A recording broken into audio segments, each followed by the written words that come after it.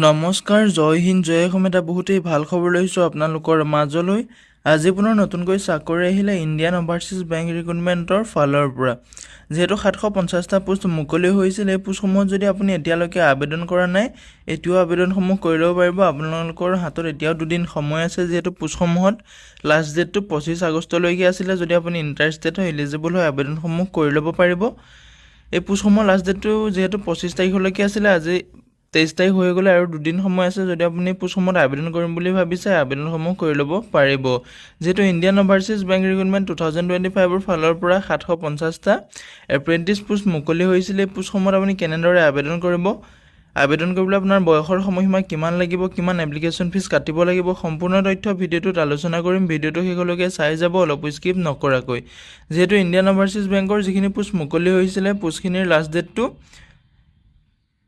20/8/2025লৈকে আছিলে, কিন্তু এতিয়া আপোনাৰ 25/8/2025লৈকে আপোনাৰ লাষ্ট ডেটটো এক্সটেণ্ডেড কৰি দিছে। যদি আপুনি ইণ্টাৰেষ্টেড হয়, এলিজিবল হয়, এই পোষ্টসমূহত আবেদনসমূহ কৰিব পাৰিব। এতিয়া নেম অফ পোষ্টটো হৈছে এপ্ৰেণ্টিছৰ পোষ্ট হয়। টোটেল পোষ্ট যিহেতু 750টা পোষ্ট মুকলি হৈছিলে। কেটেগৰিজ ভেকেঞ্চিসমূহ আছিল SCত আছিলে 169টা, STত আছিলে 61টা, OBCত আছিলে 272টা আৰু EWSত আছিলে 32টা। ইউআৰ কেটেগৰীত আছিলে 216টা পোষ্ট দেখিবলৈ পাইছিলে। ইয়াতে টোটেল পোষ্ট আছিলে অসমত 4টা পোষ্ট আছিলে।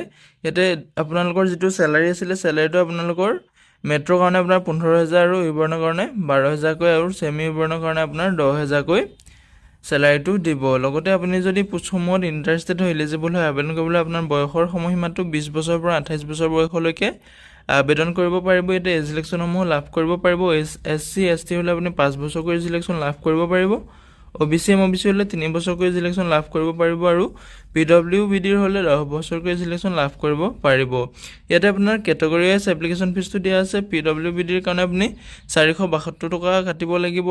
SC ST ফিমেলৰ কাৰণে 708 টকা কাটিব লাগিব। জেনেৰেল OBC EWSৰ কাৰণে 944 টকা এপ্লিকেশ্যন ফিজ কাটিব লাগিব।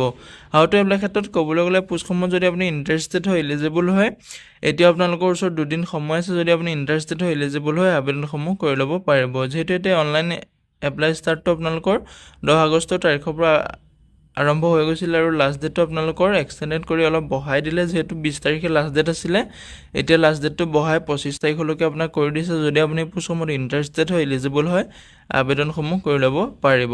আজিলৈ ভিডিঅ'টো ইমানেই আছিলে। যদি ভিডিঅ'টো চাই ভাল পালে এটা লাইক কৰিব আৰু মোৰ চেনেলটোলৈ যদি প্ৰথমবাৰ কাৰণে আহিছে, তেনেহ'লে চেনেলটো ছাবস্ক্ৰাইব কৰিবলৈ নাপাহৰিব।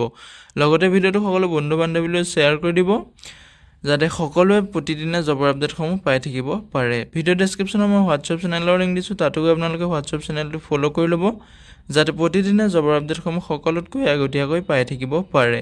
জয় হিন্দ, জয় অসম।